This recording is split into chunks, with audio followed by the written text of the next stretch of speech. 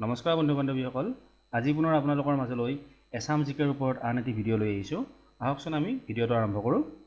অসমৰ প্ৰথম community radio' station আৰম্ভ কৰিছিল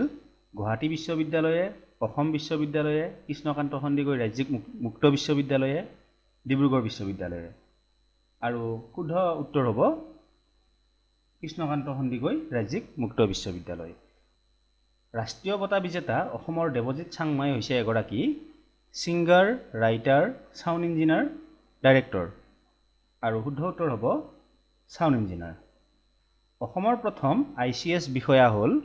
আনন্দৰাম বৰুৱা মইদুল ইছলাম বৰা শৰৎ ফুকন সোণমণি বৰা আৰু শুদ্ধ উত্তৰ হ'ব আনন্দৰাম বৰুৱা ধোদৰ আলি কোনে নিৰ্মাণ কৰোৱাইছিল গদাধৰ সিংহ ৰুদ্ৰসিংহ শিৱসিংহ পুৰন্দৰ সিংহ আৰু শুদ্ধ উত্তৰ গদাধৰ সিংহ ৰাষ্ট্ৰীয় চলচ্চিত্ৰ বঁটা বিজয়ী প্ৰথম অসমীয়া মহিলা কণ্ঠশিল্পীগৰাকীৰ নাম কি পাৰবিন চুলতানা তৰালী শৰ্মা প্ৰিয়ংকা ভৰালী কণিমা চৌধুৰী আৰু এই প্ৰশ্নটোৰ শুদ্ধ উত্তৰ হ'ব তৰালী শৰ্মা গুৱাহাটীৰ নৱগ্ৰহ মন্দিৰ কোনখন পাহাৰত অৱস্থিত নীলাচল চিত্ৰাচল কালাপাহাৰ জাপৰিগোগ আৰু শুদ্ধ উত্তৰ চিত্ৰাচল পাহাৰত অৱস্থিত প্ৰথম অসমীয়া দৈনিক বাতৰি কাকতখনৰ নাম কি দৈনিক অসম দৈনিক বাতৰি দৈনিক সংবাদ দৈনিক জাগৰণ আৰু শুদ্ধ উত্তৰ হ'ব দৈনিক বাতৰি শ্ৰীমন্ত শংকৰদেৱে ৰচনা কৰা সবাতোকৈ সৰু পুথিখন হৈছে কীৰ্তন দশম গুণমালা কালিয়া দমন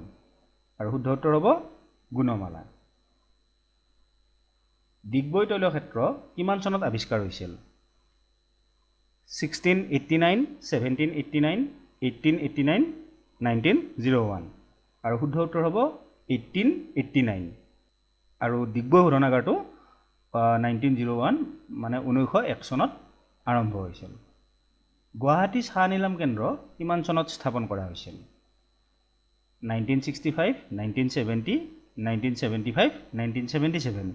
আৰু শুদ্ধ উত্তৰ হ'ব 1970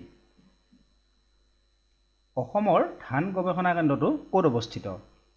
তিতাবৰ সোণাৰী ডিব্ৰুগড় মাৰ্ঘেৰিটা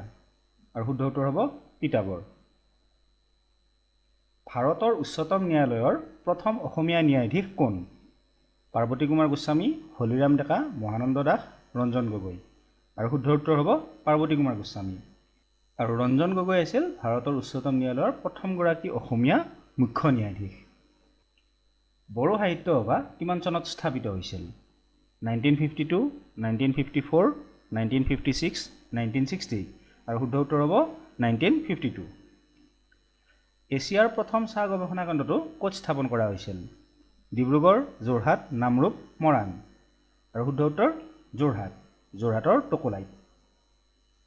অসমত প্ৰথমবাৰৰ বাবে ৰাষ্ট্ৰপতিৰ শাসন কেতিয়া বলবৎ কৰা হৈছিল 1949 1974 1979 and 1983 আৰু শুদ্ধ উত্তৰ হ'ব 1979 নামেৰী ৰাষ্ট্ৰীয় উদ্যান ক'ত আছে শোণিতপুৰ কাছাৰ নগাঁও ডিব্ৰুগড় আৰু শুদ্ধ উত্তৰ শোণিতপুৰ ৰায়মনা ৰাষ্ট্ৰীয় উদ্যান ক'ত অৱস্থিত বঙাইগাঁও কোকৰাঝাৰ ওদালগুৰি শোণিতপুৰ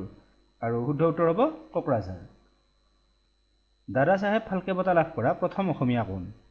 ভূপেন হাজৰিকা পাৰবিন চুলতানা খগেন মহন্ত জ্যোতিপ্ৰসাদ আগৰৱালা আৰু শুদ্ধ উত্তৰ হ'ব ভূপেন হাজৰিকা কাল সন্ধিয়া নামৰ হিন্দী চিনেমাখন পৰিচালনা কৰা অসমীয়া পৰিচালকজনৰ নাম কি আছিল জাহ্নু বৰুৱা ভূপেন হাজৰিকা ভৱেন্দ্ৰনাথ শইকীয়া মুনীন বৰুৱা আৰু শুদ্ধ উত্তৰ হ'ব ভৱেন্দ্ৰনাথ শইকীয়া এভাৰেষ্ট শৃংগ আৰোহণ কৰা প্ৰথমগৰাকী অসমীয়া ব্যক্তিৰ নাম কি তৰুণ শইকীয়া মহাদেৱ ডেকা প্ৰণয় বৰদলৈ হিৰণ্য ভূঞা আৰু শুদ্ধ উত্তৰ তৰুণ শইকীয়া আজিলৈ ইমানখিনিয়ে আমাৰ এই ভিডিঅ'ৰ PDF লাভ কৰিবৰ কাৰণে আপোনালোকে আমাৰ টেলিগ্ৰাম চেনেলত জইন কৰিব পাৰে চেনেলৰ লিংক ভিডিঅ'ৰ ডেছক্ৰিপশ্যনত দিয়া আছে ধন্যবাদ